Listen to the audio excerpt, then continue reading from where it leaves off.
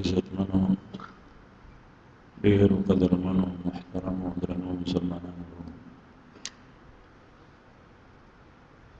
رسول الله صلی الله علیه وسلم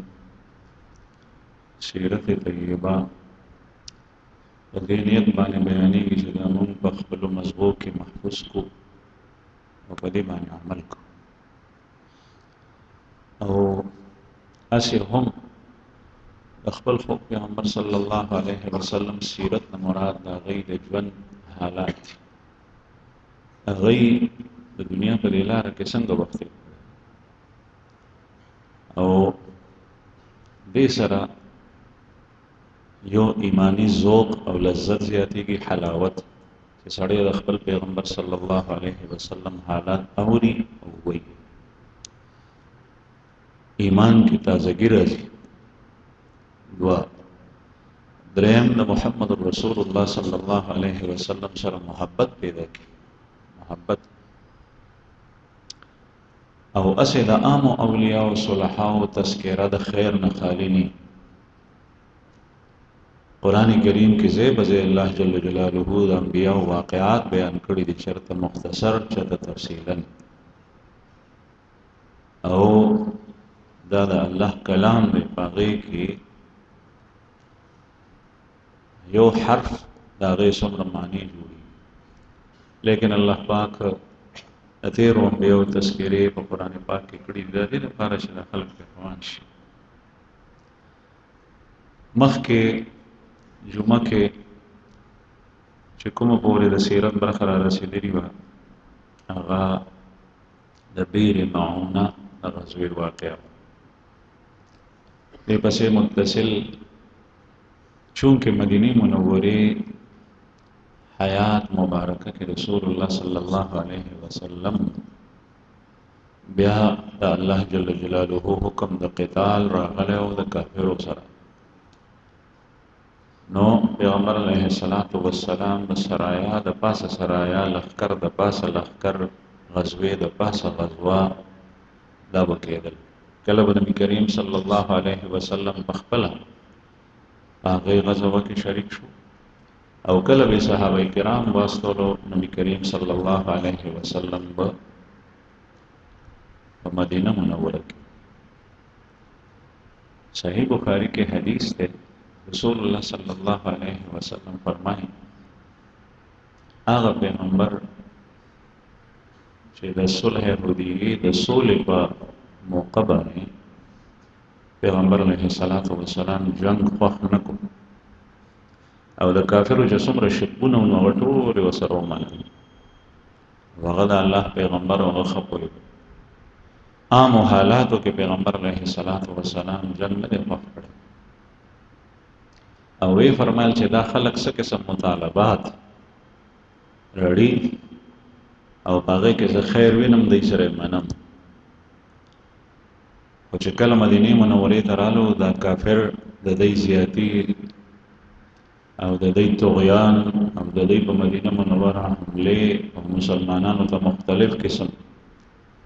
رکاوټونه اچول اسلام په باره کې بیا پیغمبر علیه الصلاۃ والسلام فرمایي لوددت ان اقتل فی سبیل الله ثم احیا ثم اقتل ثم احیا ثم اقتل ثم احیا ثم اقتل سلور زله فرمایي چې زدا خو چې د الله په لار کې ز قتل شم او وجل شم شهید شم او بیا فرمایي کچره ز په خپل امت باندې قوم باندې یری نه دا خشیت نه وي چې دای ز په مشقت کې پرې باسم نو زب په یو سریه کې هم رستو نه پاتې کېدم هر یو سره ووت او غیر د څه شي غیر د دې خبرې و چې مدینه به خالی شي مدینه کې منوره کې زنانه دي هغه کې بوډاګان دي هغه کې رنځوران دي بیماران دي یا چې کوم حضرات نه دي تلي دا غیب مسائل وي دا غیب د دین تقاضی دي دا غیب قضایا دي نو زبنه ما غیب ته ضرورت وي زما ځکه هر یو کې نشم کني زما خپل خو حدار هر یو کوي دویم خشیت د دې خبره چراتلون کی زمانه کې عمرا بادشاهان د مسلمانانو په زما په وجه په تکلیف کې شي ځکه هغوی دپاره به دا دلیل جوړ شي چې رسول الله صلی الله علیه وسلم یو غزوه کې رستو نه دی پاتې شوی یو غزا کې نو هغوی به هم بیا ځي په هغوی به دا داسې وي لکه فرض یا به رستو نه شي پاتې کېدی حالانکې کله به هغوی ته په وتو کې په حیثیت د اجتماع او په حیثیت د ملت اسلامیه نقصان د هغوی په وتو او دریم د خشیت وضاحت او تشریح محدثین دا کوي چې کله د الله پیغمبر په هر یو غزوه او سریه کې ووتو نو دا عملی واجب شو دې نه معلومیږي چې دا شی واجب دی فرض دی دې نه به وروسته نه پاتې کېږي نو بیا به په هر یو کس باندې قتال فی سبیل الله دا فرض عین هر یو کس باندې حالانکه اوس دومره چوټ شته چې دا فرض کفایه دی فرض کفایه مطلب دا که د امت یو ډله او جماعت د مسلمانانو د طرف نه د کافرو سره جنګېږي د هغوی مخنیوی کړی دی نو کافي او که چېرې هغه دومره قوت کې نه نو بیا نور مسلمانان هغوی سره یو کېدل ضروري دي نو بهرحال محمد رسول الله صلی الله علیه وسلم د مدینې منورې ژوند بیا داسې تېر شوی بیر معونه پسې متصل په 4 هجری او د ربیع الاول په میاشت کې 4 هجری وه ربیع الاول میاشت په هغې کې د بنو نذیر سره غزوه شي او د هغې سبب هغه تاسو ته مخکې جمعه باندې بیان شوی یو هغه دا چې عمرو بن امیه الزمری رضی الله عنه چې په هغه اویا کسانو کې بچ پاتې شو مدینې منورې ته راتلو نو د هغه د لاسه د بنو عامر 2 کسان قتل شو هغه ته پته نه وه چې دوی سره زمونږ روغه ده معاهده ده دوی زمونږ خلفا دي او حلیف به تاسو ته مخکې وضاحت بیان شوی دی ته وي چې د قبیلې مشر به د بلې قبیلې د مشر په لاس کېښول که دا به مسلمانو دا به کافرو هم چې مونږ به یو بل سره جنګ نه کوو او تاسو ته نقصان به داسې لکه مونږ ته نقصان او تاسو باندې چې دشمن حمله کوي مونږ به تاسو ملګري یو او چې کله زمونږ حلیف قتل شي نو بیا به مونږ دیت ټول یو ځای ورکړو هغه 2 کسان چې ووژلی شو نو رسول الله صلی الله علیه وسلم بنو نذیر ته وویل بنو نذیر د یهودو قبیله وه مدینه منوره بنو قینقاع یو قبیله ده یو بنو نذیر وه یو درېیمه قبیله د بنو قریظه په دې کې واړه واړه شاخونه وو بیا د بنو قریظه بعضې وایي چې بنو قینقاع سره دا 3 غټې قبیلې د یهودو نور په دې کې ګڼ خاندانونه بنو نذیر او د رسول الله صلی الله علیه وسلم او د مسلمانانو معاهده د بنو عامر سره شوي وه چې ستاسو کس ته به مونږ څه نه وایو او د صحابي د لاسه چې کله د هغوی 2 کسان ووژلی شو نو پیغمبر علیه الصلاة وسلام خون بها ورکوله دیت یې ورکولو د 2 کسانو نو دیت ډېر 100 اوښانو په هغه زمانه کې او اکثر مالداري هغه اوښانو رسول الله صلی الله علیه وسلم بنو نذیر ته خبر واستولو چې تاسو مونږ سره په دې دیت کې شریک شئ ځکه چې مونږ ټول یو دې معاملو کې نو رسول الله صلی الله علیه وسلم د مدینې منورې نه د مرکزي آبادۍ نه د بنو نذیر علاقې ته لاړو د هغوی کلي ته هغه زمانه کې د مدینې مرکزي آبادي کمه وه خو او شات کلي و قبایل پاتې کېدل نو په هغې کې یهود هم دوی په عوالي کې پاتې کېدل اوس چې ته د مکې مکرمې د طرف نه مدینې ته راننوځې نو چې اول د مدینې نه بهر کومه علاقه ستا مخې ته راځي نو دې ته عوالي وایي دې ته عوالي وایي او بیا چې کله د مدینې منورې نه شام او خود طرف ته وځې نو دې علاقې ته بیا شامیه وایي او دا علاقه ښکته ده دا سافل ده د دې طرف نه اوبه داسې خویږي هغه طرف ته خود طرف ته ځي او عالیه هغه ځای ته وایي چې هغه اوچت نو د یهودو دا قبایل او کلي په عوالي کې رسول الله صلی الله علیه وسلم د صحابو سره دلته نه روان شو د پیغمبر علیه السلام سره حضرت ابوبکر صدیق حضرت عمر حضرت علی رضی الله عنهم او عبد الرحمن ابن عوف رضی الله عنه زبیر طلحه رضی اللہ عنہما او نور کسانو تقریبا سے کم لس کسانو نبی کریم صلی اللہ علیہ وسلم سره د بنو نذیر علاقې ته لاړ. پیغمبر علیه الصلاۃ والسلام د هغې علاقې ته چې کله لاړو د هغې مشرانو سره ملاو شو، نو هغوی وایي چې ټیک ده څه وخورئ وڅښئ چای اوبه د هر زمانې خپل دستورو نو موږ دا تاوان درکوو. رسول الله صلی الله علیه وسلم په دغه انتظار باندې د یو دیوال سوري ته کېناست. تاسو د خوب پیغمبر صلی الله علیه وسلم تواضع عاجزي وګورئ. دا نه قالین شته، نه چټایي شته، نه حجره ده، نه بیټک دی، د دیوال د چنې سوري ته ناست. نور تیز نور و په اوړي کې د عربو پیغمبر علیه الصلاۃ والسلام چې کله کېناستو صحابه ملګري ورسره داسې مخامخ ناست دي. نو یهود ډډې ته شول، هغوی په خپله کې صلاح وکړه چې دا سړی په کومه موقع باندې ناست دی، نو د دې نه مناسب بله موقع نه ده چې دغه وخت کې دی موږ مړ کړو. رسول الله صلی الله علیه وسلم په باره کې د منصوبه وکړه او طریقه یې دا ده چې پورته څوک د کوټې د چت ته پاسه وخېږي، د هلته نه پرې کاڼې غټ راوغورځي صخره، بس آسان به ترې نه خلاص شي. او بیا څه کسان به لاړ شي، نو دا صحابه تعداد شمیر یې کم دی، نو دی به ونیسو او دی به د مکې په مشرکینو باندې خرڅ کړو، نو هغوی به ترې نه د بدر د مقتولینو بدله واخلي او غټې پیسې ورته زموږ لاس ته راشي، ځکه چې غټ کسان دي د صحابو حضرات شیخین او خلفا دي. چې کله دی دا منصوبه وکړه، نو یو سړی دی عمرو ابن جحاش، بدقسمته، بدبخته، خبیث، دی وی چې دا کار به څوک کوي، هغه وی دا زما ذمه زه به یې کوم. هغه تیار شو. دغه عمرو ابن جحاش پورته ختو، بعضې وایي د میچنې پلې ځان سره خېجولو غټه، او بعضې وایي چې کاڼی صخره. دغه وخت کې جبرئیل علیه السلام راغی، رسول الله صلی الله علیه وسلم ته اطلاع وکړه، او خو د الله پیغمبر الله جل جلاله چې څوک بچ کوي هغه ته هیڅ څوک نقصان نشي ورکولی. نبی کریم صلی الله علیه وسلم صحابي ته فرمایي چې واعلم، دا یقین جوړ کا، واعلم دا یقین جوړ کا، ای استیقن، چې ټوله دنیا جمع شي او تا ته اذیت او ضرر درکوي، دا الله حکم نشي تا ته نقصان نشي رسولی، او چې ټوله دنیا جمع شي تا ته فایده درکول غواړي، تا ته فایده نشي رسولی. او دا یقین رسول الله صلی الله علیه وسلم د ایمان ونه د چا ایمان کې دی، دا خو هغوی ته و، بیا د هغوی په توسط سره صحابه هم دا یقین جوړ شوی. د صحابه حالاتو کې چې راشي سړی حیران پاتې شي.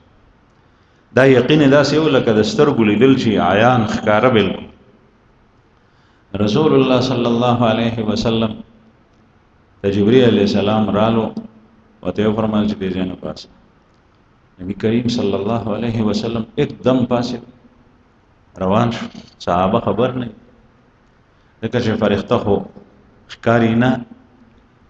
رسول الله صلی الله علیه وسلم داسې اثر صحابو ته ورکو، داسې تأثر یې پرېښو چې لکه قضای حاجت ته ځي. نو صحابه ناس پاتې شو. پیغمبر علیه الصلاۃ والسلام لاړو مدینې منورې ته. دې بدبختو چې وکتل، نو د یو بل ته وایي چې زه کار خوش و. سلام ابن مشکم هغه د یهودو ته رالو، ورته وایي چې اول یې ورته ویلو چې تاسو دا کار مه کوئ، ځکه چې دا د الله پیغمبر دی، تاسو ته پته ده. قرآن کریم کې الله پاک فرمائے یعرفونه کما یعرفون ابناءهم، یہ لوگ اس طرح اللہ کے رسول کو پہچانتے تھے جس طرح اپنے بیٹوں کو کوئی پہچانتا ہے. خپل زامن چې سړی څنګه پیژني، خطا کېږي پکې نه چې دا زما زوی دی، داسې د الله رسول پیژندو. اوس یو سړی که په هغه باندې نن سبا د دین اسلام حقانیت واضح شي او دی بیا هم نه مسلمانېږي، نو دا انتهایی ضدي دی، معاند دی، هډ درم دی، بدبخته دی. او دی یهودو کې خود وروخیم و رسول الله صلی الله علیه وسلم ته دا غداری ده، د عهد و پیمان د لوس خلاف ورزی کول غداری ده. د یاد ساتئ نن سبا هم په مسلمانانو کې غدر کیږي، هر مسلمانانو کې غدر کیږي. وی مسلمان لیکن یو کور د بل کور سره غدر وکړي، یو قوم د بل قوم سره غدر وکي. غدر دی ته وایي چې لوز وشي او هغه لوز مات کړي، کړي لوز مات کړي. په قرآن کریم باندې لاس کې خو ته ضرورت نشته، کله یو دسوي کله یې نی، دا ګناه بیله والی. او قسم خوړو ته هم ضرورت نشته چې خبره وشوه باس دا لوز دی. د خولې نه راوتي الفاظ تاسو ته زه مثال در کوم بیا چې دا بنو نذیر وتی دي، لوز د مسلمانانو سره شوی دی چې امن، باس بیا داسې په امن وتی دي چې مالونه ښکاره وړي دي، چا ورته څه نه دي ویلي، ګوتې د هغې مال د شا نه دي وړي، ولې لوز شو. نو لوز ماتول رسول الله صلی الله علیه وسلم فرمایي لا ایمان لمن لا امانت له ولا دین لمن لا عهد له. دا هغه سړی ایمان نه دی چې چا کې امانتداري نشته، امانت وسره کې دی خائن شي، او دا هغه سړی دین نه دی چې په چا کې لوس پوره کول نشته. او رسول الله صلی الله علیه وسلم فرمایي لكل غادر لواء یوم القیامه. د هر یو غدر کوونکی لوز ماتونکی به یو جنډۍ، هغه جنډه به خلک پیژني چې دا غادر دی، ټول خلک به دغه په تماشا وي، وګوره دا سړی په دنیا کې غدر کړ. که چاته په دنیا کې پته وو که نه خپل خپلوان به هم پیژني. دا انتهایی ذلت دی، رسوایي ده. په نیک عمل سره شهرت دا ښه دی چې سړی غواړي ریا ده چې غواړي نه او چاته پته ولګي نو ښه دی، د خلکو په ذهن کې دا راځي چې ښه خلک هم شته. او په بد عمل سره یو سړی شهرت غواړي نو دغه وخت کې چې کوم دی نو دا خو ذلت دی، رسوایي ده، محرومیت دی، بېعزتي ده ټوله سراسر. داسې کار وکړه چې په خلکو کې معاشره کې ښه اثر پاتې شي. دې دپاره کومه کوی د الله دپاره، او ستا په هغې کار باندې خلک روان وي نو تا ته هم اجر دی. په ځای د دې چې داسې کار وکړي چې په معاشره کې غلط تاثر پاتې شي، غلط رنګ پرېږدي او په هغې خلک روان وي نو ټوله ګناه ستا په غاړه هم ده. نو هر یو غدر کوونکی د هغه به یو جنډۍ په ورځ د قیامت. نو چې چا سره لوز وشي هغه لوز ماتول نه دي پکار. دې خلکو لوز مات. نو سلام ابن مشکم یهودي دی، هغه ورته وایي چې تاسو ته پته ده چې دا د الله پیغمبر دی او الله پاک به خبر کي ګورې نو تاسو به ذلیل شئ، مه کوئ دا کار. دی بیا ونه منله، هغسې وکړه نو ذلیل پاتې شول، محروم چې ویې کتل سړی نشته. دی ولاړو، دی ته لا پته نه وه چې یهودي د مدینې نه راغلو. هغوی چې وکتل چې کسان صحابه ناست دي دل طرف ته دی راغونډي، څه چل دی ولې راغونډي؟ ورته وایي چې دغسې محمد صلی الله علیه وسلم هغه وجنو دلته بهر ناست دی. وی کوم محمد؟ هغه وی څوک بل څوک وي ځکه چې هغه خو نبي کریم صلی الله علیه وسلم خو نه وی دغه محمد نه دی، دا مونږ چې ورسره جګړه ده وی هغه خو نشته. وی څه شو؟ وی هغه چې زه مدینې نه راتلم مدینه منوره کې ګرځېدو. نو یهود چې واورېدل نو هغوی حیران شو چې وکتل سړی نشته. صحابه چې کوم ناستو حضرات شیخین او نور نبي کریم صلی الله علیه وسلم ایثار شو، خوا و شا یو دوه کسان لاړل، ویې کتو چې چېرته لاړو پیغمبر علیه السلام چې نو دغه وخت کې څوک د مدینې نه رالو، هغه ورته وویل چې نبي کریم صلی الله علیه وسلم خو مدینه منوره کې. صحابه واپس لاړل، حیران شول چې څه چل. رسول الله صلی الله علیه وسلم نه تپوس پیغمبر علیه السلام ورته وفرمایل چې دغسې چلو، کاڼې خېجولو سړي او په ما یې راغورځولو او ما ته د الله جل شانه د طرف نه وحي راغله، جبریل رالو ما ته یې وې چې دلته نه باسه. هغوی حیران شو صحابه کرام چې یو سړی داسې پرون تندي سره تا ته مخامخ راشي، صد صحبت ته وکړي، بیا دې خبرې ته تیار شي چې مونږ دې ته کوو، بیا دا کار دا خو عجیبه. رسول الله صلی الله علیه وسلم فرمایل چې بس دی نه پرېږدي، مدینه کې بس غدر یې کړی دی، لوز یې مات کړی دی. مونږ ته یې داسې ویې کړل داسې. د دوی سره د جنګ یو دا واقعه، د دې نه مخکې یو واقعه بله شي. یو ځل د یهودو دا اسباب دي د جنګ، هسې ورته څه نه وي، خو چې کله زهریله شول، موذي شول، نو بیا یې وویستل، د پاتې کېدو نه. کافر په اسلامي ملک کې د هغه د پاتې کېدو گنجایش شته. عیسائی پاتې کېدی شي، یهودي پاتې کېدی شي، هندو پاتې کېدی شي، سکھ پاتې کېدی شي، خو د اسلامی معاشره قانون بمنی، د قران کریم قانون بمنی، د رسول الله صلی الله علیه وسلم د شریعت بزی مسلمانی کې نه خپل کور کې دی لګي چې څه کوي، کمارانو ته سجدي کوي او کورونو ته کوي، دا کفر دی، شرک دی. لیکن چې مسلمان ته سنوي، مسلمان ته جانی مالی نقصان نه رسي، خصوصا داغه مذهب باندې حمله نه کوي، او کله د خپل مذهب تبلیغات کوي او د لارې کوسي بندي او خلکو ته مسلمانانو ته ضرر رسي، نو کوم حکومت چې د دې لپاره دا غي سره مرګرتیا کوي په دې کې، نو دا مسره برابر شریک دی. او داسې کافر په اسلامی معاشره کې د پرې هو قابل نه دي. دکانداری کو، تجارت کو کافر دی، مسلمانانو په محله کې اذان ته دی بیا بل محله پاتې کې چې دا نقصان نه ورک، د خپل باطل مذهب تبلیغات نه کوي، ٹھیک تا. لیکن چې کله اذیت شروع کو، املاکو ته نقصان رسی، لارو ته نقصان رسی، دا کافر د پاتې کېدو قابل. رسول الله صلی الله علیه وسلم فرمایل چې باس د دې نمخ کې داسې واقع شوی و، یو ځل د یهودو مشران رسول الله صلی الله علیه وسلم ته خبر واستولو چې سیب تاسو راشئ، 10 کسان ځان سره راوله او زمونږ علما به 10 کسان شي، زمونږ علما د یهودو احبار، او تاسو بحث کوي، ته به ته دعوت ورکړي چې زمونږ د علماء ومنله، دلایل سره به خبر واضح کې، او دای مسلمانان شول، موږ ټول يهود په اړه مسلمانۍ. دای چې دا مشوره وکړه، نو د سردار جیغه کیسه وه چې خپل خبرې نه بیا زر واپس شول، یو بل ته وایي چې دا 10 کسان راشي، اسینی چې دا 10 کسان را سره وجنګېږي بیا وسه، نو په سونو يهود دي او دومره یریدل چې هغه 10 کسانو نه یریدل. یو کس وته وایي چې دی خو د خپل سره دانګلي دي، نو که چېرې جنگ جوړ شو نو بیا خو د دې سره مقابله ګرانه ده، د تعداد او د شمیر کم کوي. نو بیا رسول الله صلی الله علیه وسلم ته خبر واستولو چې صاحب 3 کسان دي تاسو سره راشي، او 3 به زموږ علما شي، تاسو سره به خبرې وکړي، که چېرې هغوی متاثر شول د تا نه او اسلام یې قبول کړو، موږ ټول یهود مسلمانان. رسول الله صلی الله علیه وسلم خدا غوښتل چې خلک مسلمانان شي، یهود مسلمانان شي، نو د دې فایده و جان به محفوظ شي، مال به محفوظ شي. او د رسول الله صلی الله علیه وسلم مقصد اصل دا و چې د الله جل جلاله بندگی په مدینه منوره کې په علاقو کې په اطرافو کې خور شي، بت پرستی او شرک دا به ختم شي. نو پیغمبر علیه الصلاۃ والسلام را چې څنګه د مدینې روانېدو، نو دلته دی په خپله کې شاته صلاح وکړه چې دا 3 واړه علما به په صادرونو به ځان نه تاو کړي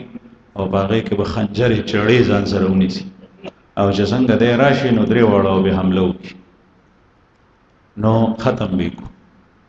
دا منصوبه یې وکړه. رسول الله صلی الله علیه وسلم ته هغه اطلاع شو، پیغمبر علیه الصلاۃ والسلام خبر شو، نو واپس شو د لارې. او بعضی د سیرت کتابونو کې لیکلي دي چې د بني نذیر یهودو کې یو زنانه د انصار واده و د اوس او د خزرج، د جاهلیت په زمانه کې واده و، ودونه به کو. هغه خپل ورته اطلاع ورکړوري مسلمان او صحابي چې ما خدا سي اوریدلی، خو خبردار د دې منسوبه ده کې دې شیغه د خاوند د لاس خبر شي، خاوند خزوا غیر ورته اطلاع ورکړه چې رسول الله صلی الله علیه وسلم ته وایي چې رانه شي، د دې منسوبه بدله ده، مقصد خبرې اترې نه دي. رسول الله صلی الله علیه وسلم چې دا غداری ورپسې دا رستۍ غداری ولیده، پیغمبر علیه الصلاۃ والسلام یو صحابي محمد ابن مسلمه رضی الله عنه راوستو، هغه ته وی چې لاړ شو د دې يهودو سردارانو ته ووایه، دوی ته ووایه چې مدینه پرېږدئ او مدینې نه تاسو وځئ، تاسو موږ سره یو ځای دلته وخت نشئ تېرولی، موږ دا غداري ستاسو بیا نشو برداشت، دلته نه وځئ او که نه نو بیا به درسره موږ جنګي. محمد ابن مسلمه رضی الله عنه رالو، بنو نذیر مشرانو ته ووی چې محمد رسول الله صلی الله علیه وسلم پیغام ما راوړی دی، هغوی فرمایي چې دا مدینه پرېږدئ، تاسو دلته نه وځئ، بهر ځئ، تاسو دلته موږ سره نشئ پاتې کېدی. هغوی چې دا واورېدل، نو عبدالله ابن ابی ابن سلول، عبدالله ابن ابی ابن سلول منافق چې مدینه منوره کې و، دا دلته مسلمانانو سره چرالو نو بیا به مسلمان او چالته د يهودو سره لاړو نو هغه ته به چې مونږ تاسو سره قران کریم کې الله جل جلاله د سوره بقره په ابتدا کې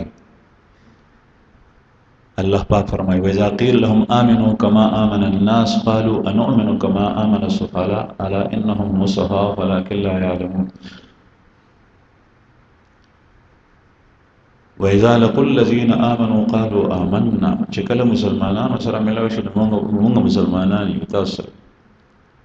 وَإِذَا خَلَوْا إِلَى شَيَاطِينِهِمْ قَالُوا إِنَّا مَعَكُمْ إِنَّمَا نَحْنُ مُسْتَهْزِئُونَ او چې کله دوی خپلو سردارانو څخه لاړ شي بیا وایي موږ تاسو سره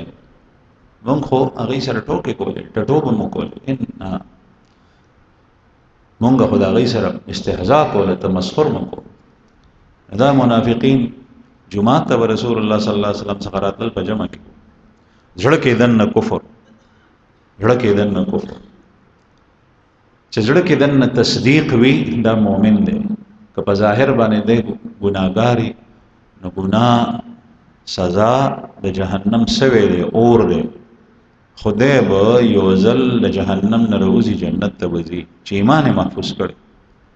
او چې زړه کې ایمان نه نو که په ظاهر ډېر هم خشي په خبره ایمان تلی په عقیده باندې ایمان تلی په سوچ او نظریه باندې ایمان تلی په یو عمل باندې تنه ایمان وته کله کله د لاس خو په حرکت سره ایمان زی قران کریم ته چې سپک وګوري دې سره ایمان زی مست چې سپک وګوري دې سره ایمان زی ګيري پورې چې ټټوب او خنداو کې زمونه دا سدې سره ایمان زی په دې حیثیت چې دا رسول الله صلی الله علیه وسلم سنت دی او کنا یو سړی ګیره ګډه وډه وا او د پدی وسره خنداو کا چې دا ګیره ټیک نه ده نو دې سره کافر کیږي نه دې سره کافر کیږي چې رسول الله صلی الله علیه وسلم سنت په حیثیت باغې پورې خندا دا علماء لیکلي دي مسواک سره تمسخر استهزاء کول ټټوبه کول مسواک پورې دې سره سره د ایمان نوځي ټټوبه او مسخره دا جدا شي نه کول جدا شي یو سړی ټول عمر مسواک نه کړي سنت دی چې چا کړي دی نو اجر دی چې چا نه دی کړي نو اجر نه محروم شو لیکن سنت دی ګناګار نه دی موزه پرې خو مز نه کوي نو ګناګار دی فاسق دی د دین نه ظاهري طاعات او اعمالو کې اوته لیکن کافر کېږي نه ځکه چې مزمنی مسفرض دی وي سستی دا کول نشي ورځ د قیامت به تپوس کی لیکن آخري انجام جنت ته وځي ځکه چې ایمان پکښتا عبد الله ابن ابي ابن سلول يهود ته خبر راوستلو چې خبردار لاړ نشي په خپل کورونو کې په خپل قلاګانو کې بن شي او زده سره زبد سره تعاون کو او 2000 کسان براول او تاسو سره تاسو قلاګانو ته نه نوځي تاسو سره به جنگيږي برابر مسلمانانو د لخر سره تاسو د طرف بیا وته وی چې فلان کی تاسو سره دی غیطفان تاسو سره دی دا تاسو سره دی دا تاسو سره دی دې جوړونه مضبوط کړ دې خبر واستولو محمد ابن مسلمه ته سوال جواب ورکړ چې نه مونږ نوز کستا سو زور چلیږي نو هغه په زور مو باسي مونږ وزونه هغه دا منافق په وینا باندې کوم نه زړه ډاډه لیکن منافق په منافقو ان په موقع پرې بنو نذیر رسول الله صلی الله علیه وسلم ته واپسی جواب لاړو پیغمبر علیه السلام اعلان وکړ چې اوځي بنو نذیر طرف رسول الله صلی الله علیه وسلم علی سے ته جنډا ورک جنگ کې و جنډې او مبارک رالو صحابه لخر وسره ده بنو نذیر قلا او د غیب کله د دې ورنمو زهرا د غیب د باغات ورکړي هغه نه یو طرف ته پړاو واچو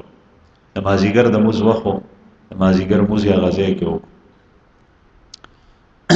به محاصره وکړه رسول الله صلی الله علیه وسلم حضرت بلال رضی الله عنه ته وی چې ما ته سفر غونې جوړ صحابه په فورن نبی کریم صلی الله علیه وسلم ته یو بل مورچا د ناس دې جوړ نو سفر یو ته جوړ کو قبه د لرګونه داسې غونډه مدور هغه کې نبی کریم صلی الله علیه وسلم کې ناس یو يهودي کافر چې هغه غشو وشتو کې ډېر مړنه او ډېر زور سره به غشه وشتو د موټو زور ډېر نو غشه به ډېر لري هغه غشه رو وشتو نو هغه غشه رالو قبه کې هغه ګمبد چې جوړ کړو سفر پاغه کې وخت پیغمبر علیه الصلاۃ والسلام محفوظ شو بیا صحابه مشوره وکړه چې دا دې ځکه نه دی په کار دلته غشه را رسی رسول الله صلی الله علیه وسلم ته ځای ډډې د جوړ کړي دا غي نه بیا په شا جوړ محاصره شروع شو پنځل سره د يهودو د دې قلا د په قلا کې بندي شو سره د ماشومان او سره د بچو ټول سړي کانی بی راوشتل غشي بی راوشتل باغې باندې جنگ کېدو دلته نه هو قلا نو کوم کس چې غشه راوشته دا یو شپه حضرت علی رضی الله عنه نو حضرت علی کرم الله وجهه هغه نو صحابه وی چې علی نشته رسول الله صلی الله علیه وسلم ته اطلاع راغله چې علی نشته پیغمبر علیه الصلاۃ والسلام وتوفرمایل چې غستاسو په غم کې تللی دی پرې دی لږ ساعت چې تیر شو نو حضرت علی رضی الله عنه راړو د هغه کافر چې چا غشه وشته و د هغه سر راړو او سره د لسو نورو کسانو او علی سیدان سره لس کسان غشتو او نبی کریم صلی الله علیه وسلم ته ورته بیا رسول الله دا هغه کافر د چې هغه شهري وشته هغه ځان نه معتبر جوړ کړي او لغونی د قلان را کوشي او غیر چاپیر گشت کول چې چرته مسلمانان وینو چې هغه قتل نو حضرت علی رضی الله عنه سره دا غیلس صحابه او په کمین کې ودناس تو هغه قتل دغه وشو دا غینه علاوه نور شنو نبی کریم صلی الله علیه وسلم په آخر کې مسلمانان لګیا شول د دې چې کوم باغونه نو هغه ته اور واچولو باغونه پرېک د کجورو باغات ډیرو او د ساروي او خان ډیرو په مدینه منوره کې او دې سره سره د بنو قینوقاع چې کوم يهود نو دا غي مارکیټینګ دکانداري دا غي بلاس ډیر مال باغونه چې د يهودو په دې کې د عجوه کجورو باغونه ډیر عجوه کجوره د مشهور او احادیث د رسول الله صلی الله علیه وسلم کې دا غي فضایل مراغلي یو حدیث مبارک کې راځي چې چا په نهر سحر او دانه د عجوه کجوري او خوړې نو په دغه ورځ بدته زهر او سحر دا د وسې نقصان نه ورکړي جادو او زهر نو دا عجوه کجوري قیمتي کجوره ده نورو کجورو په مقابله کې ډېر ګران نورو کجوره 15 ریال او 10 ریال 10 ریال کیلو 12 ریال کیلو عجوه کجوره 50 ریال 70 ریال 60 70 یا 80 ریال باندې کیلو ډېر زیات فرق دی او په دې کې شوګرم کم دی ښا چې څومره تحقیقي خبر ده ما خپل نه لیبارټری کې ټیسټ کړی هو چې اکثر تاسو کوئی محققین نن سبا نو غوي وایي چې په عجوه کجوره کې شوګر کم 3% دی بعضي وایي 1% دی بهر حال د دې عجوه کجوري باغونه رسول الله صلی الله علیه وسلم بعض صحابه دا ډیوټي لګیا چې دا باغونه وته پرې کې دی را وتلنا دی وی چې مونږ نه روز نبی کریم د جنگ خپل امور چې دا باغونه وته پرې کې دا باغونه ته اور واچوي بعض صحابه لکه حضرت عبد الله ابن سلام رضی الله عنه او یو بل صحابي دا دواړه لګیا کړ نو د دې د عجوه کجوري باغونه پرې کول او سوځیدل چې کله ولیدل نو خزو پورته کتل د دیوال نه د قلال نه خزو چغه جوړې کی غریوانونه وشلول او سینې ټقای او سرونه چې کوم نه وختشلې او ویری شورو په زمون تباش ځکه چې دا قیمتي باغونه دی په ټول کال ځان د پاره عجوه کجوري ذخیره کړې وي دا به خوري نو چې د سړی نه راشن هغه سپلای خوراک سقاق دا منقطع کې یا باغ کې د جنگ صلاحیت نو چې کله دا باغونه پرې کول نو هغه ویر شروع وي بس مونږ را کوزي رسول الله صلی الله علیه وسلم تقریبا شپږ باغونه داسې يهودو د برنا بعضی کسانو نبی کریم صلی الله علیه وسلم تا او بعضی صحابه تا اوې چې تاسو څنګه مصلحین یې، تاسو وایي چې مونږ خیر خورو، تاسو خو شر او فساد کوئ. دا باغونه پرې کول فساد نه دی چې تاسو شنه باغونه ټول پرې کوئ او دې ته مو اور واچو؟ نو په دغه وخت کې د بعضې مسلمانانو په زړه کې هم دا خبره راغله. ځکه نن سبا هم خلک وایي شین بوټی مه سوځو، شین بوټی داسې، شین بوټی داسې. وایي چې دا خو فساد دی. نو د بعضې مسلمانانو زړه کې مراله چې دا خو رښتیا خطا ده، غلطي ده. په دې کې فوراً د الله جل جلاله د طرف نه وحی راغله چې اوس هم په قرآن پاک کې شته. سورې حشر کې، سورې حشر د دې بنو نذیر په باره کې نازل شوی. عبدالله ابن عباس سے بدې ته سورې بنی نذیر وی چې دا د بنی نذیر مبارک سورۃ الحشر. په هغې کې الله جل جلاله فرمایل ما قطعتم من لینة او ترکتموها قائمة على اصولها فبإذن اللہ. جو درخت کھجور کا تم نے کاٹا اور یا تم نے چھوڑ دیا، وہ سب اللہ کے رضا اور اس کے اذن کے مطابق ہے.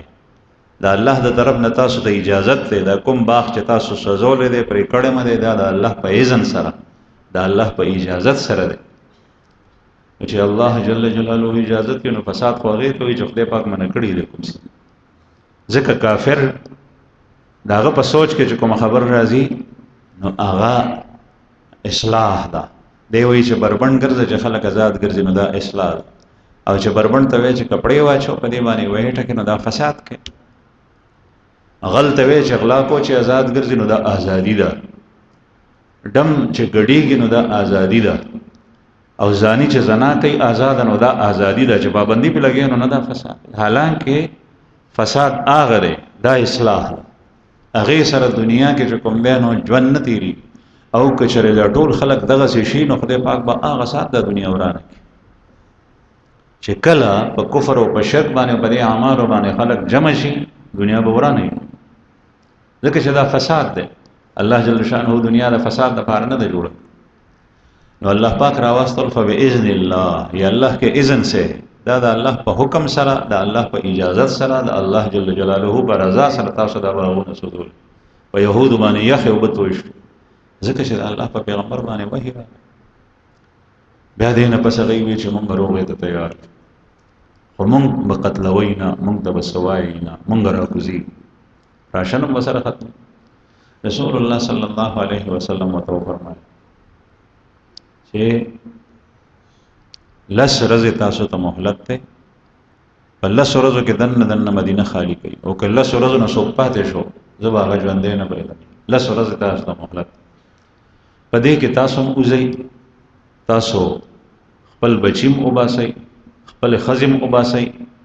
او ځان سره په اوښانو باندې چې کوم مال تاسو ایستی شئ، سره زر، سپین زر، لوښي کودي، چې څومره شی په اوښانو تاسو ایستی شئ هغه په اوښانو بار کوي او یوسئ. خو وسله به نه ځان سره نه وړئ، توره به نه وړئ، زغره به نه وړئ، چې کوم څیزونه باندې جنګ کېږي هغه څیزونه به ځان سره نه وړئ. یهود دې ته تیار شو.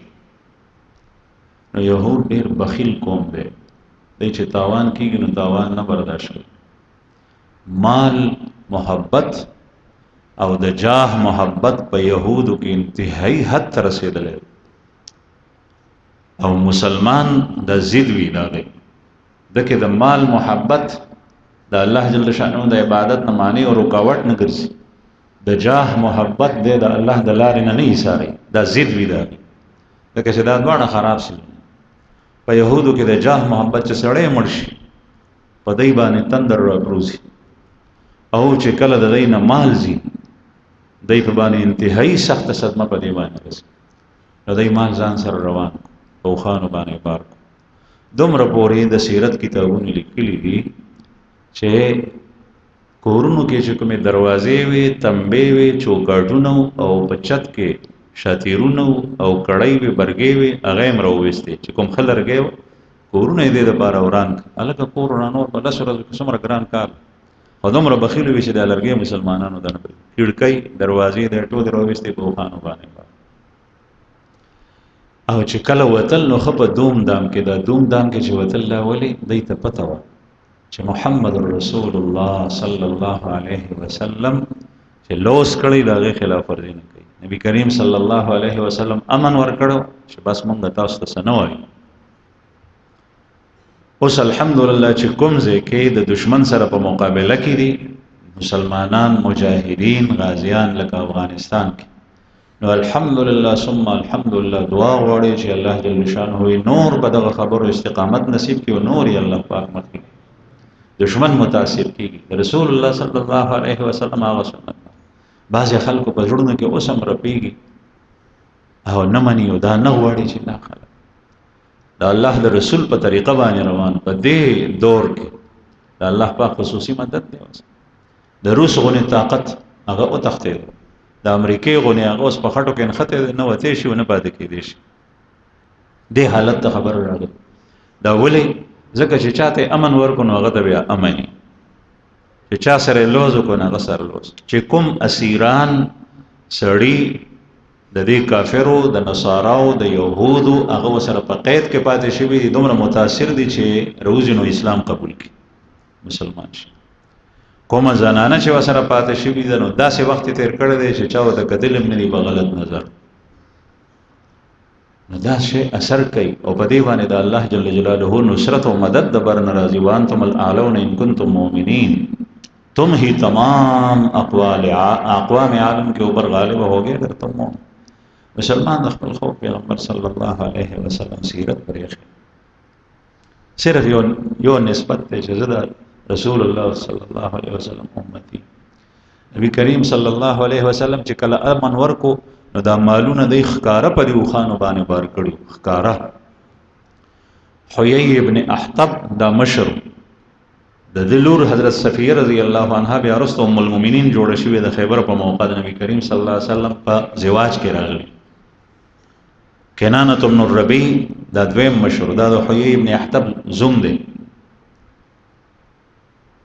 او سلام ابن ابي الحقيق دا دریم سردارو د يهودو غړ. سلام ابن ابي الحقيق سره دومره مالو چې د اوخ په سرمن کې جوړ او د اوخ سرمن نه ګوډه جوړ کړو په هغه کې سره زو سپین زره چولی او په اوخ د پاسه ښکارې او مسلمانان افادی په ولاړو. نو مسلمانان دغه وخت کې څه کوي او د الله او د الله رسول حکم ته ګور نه دی چې دا مال مې دی خبره ده پاره خدا بو زمان ته پکار راځي او تر سوچ باغونه دي نو باغونه په خیبر کې ډیر دی الته مونږ باغونه ځان ته جوړ کړو. بیا داسې طریقې سره وتی خپ دوم دام سره بیا وتی دي چې